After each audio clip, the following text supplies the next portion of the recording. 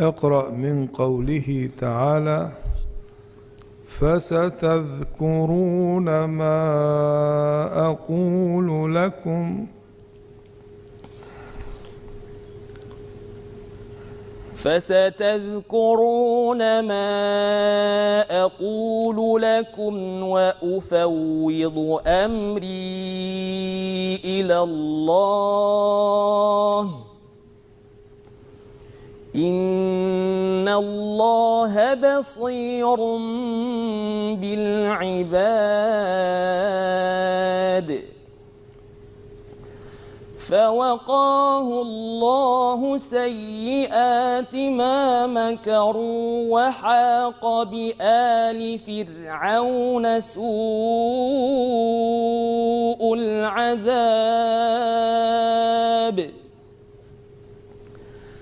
النار يعرضون عليها غدوا وعشيا ويوم تقوم الساعة أدخلوا آل فرعون أشد العذاب.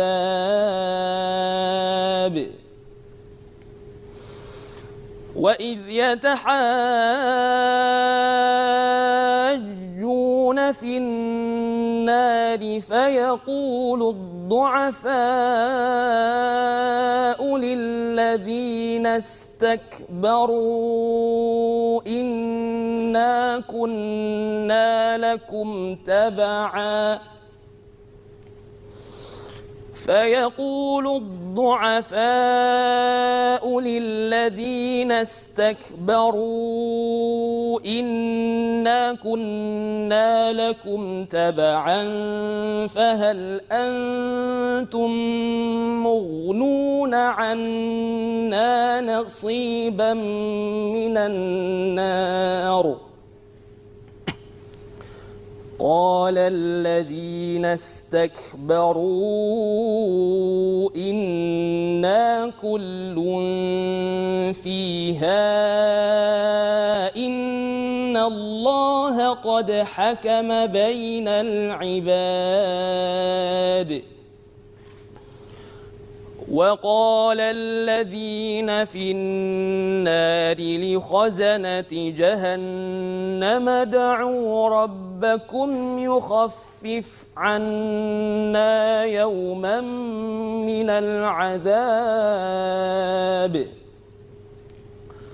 قالوا أولم تك تأتيكم رسلكم بالبينات قالوا بلى قالوا فادعوا وما دعاء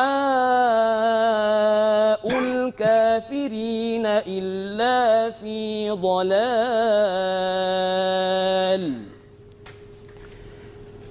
إنا لننصر رسلنا والذين آمنوا في الحياة الدنيا ويوم يقوم الأشهاد.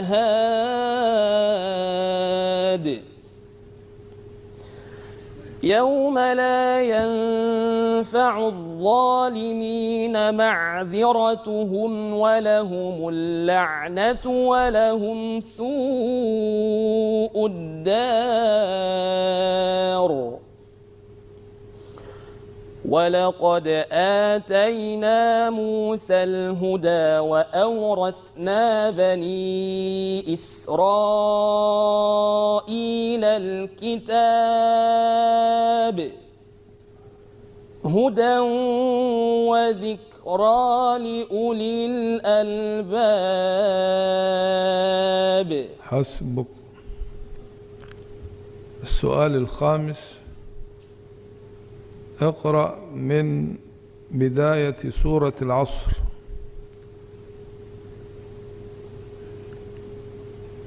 من بداية سورة العصر. والعصر.